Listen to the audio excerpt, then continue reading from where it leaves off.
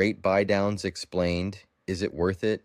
If you're shopping for a home right now, you've probably heard the term rate buydown. It sounds attractive. Lower interest rate, lower monthly payment, but most buyers don't fully understand how rate buydowns work or when they're actually worth it. My name is Bryan Marota. I'm a real estate agent here in California, and in this video I'm going to explain what a rate buydown is, how it works, and when it makes sense, and when it doesn't. What is a rate buydown? A rate buydown is when money is paid up front to reduce your mortgage interest rate. That money can come from the seller, a builder, or sometimes the buyer. Instead of lowering the purchase price, funds are used to lower the interest rate. Temporary versus permanent buydowns. There are two main types of buydowns.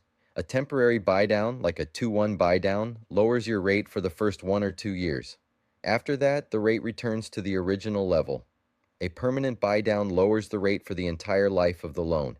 They sound similar, but they serve very different purposes. Why sellers like rate buydowns? Many sellers prefer offering a rate buydown instead of cutting the price. Why? Because it helps buyers afford the payment while keeping the headline price intact. In higher rate markets, this is often used as a negotiation tool. When a rate buydown can make sense, a rate buydown may be worth it if the seller is paying for it. You want lower payments up front. You plan to stay in the home several years. You expect to refinance if rates improve. In these cases, a buydown can provide flexibility and breathing room. When a rate buydown may not be worth it. A buydown may not make sense if you're paying a large amount out of pocket. You plan to move or refinance quickly. The cost doesn't outweigh the savings. A price reduction would benefit you more long-term. Lowering the purchase price often creates more lasting value than lowering the rate. The biggest mistake buyers make is assuming a rate buydown is always better than a price reduction. It's not. Buyers should compare monthly payment, total cost, time horizon, refinance plans. Without running the numbers, it's easy to choose the wrong option. A final thought. Rate buydowns aren't good or bad by default.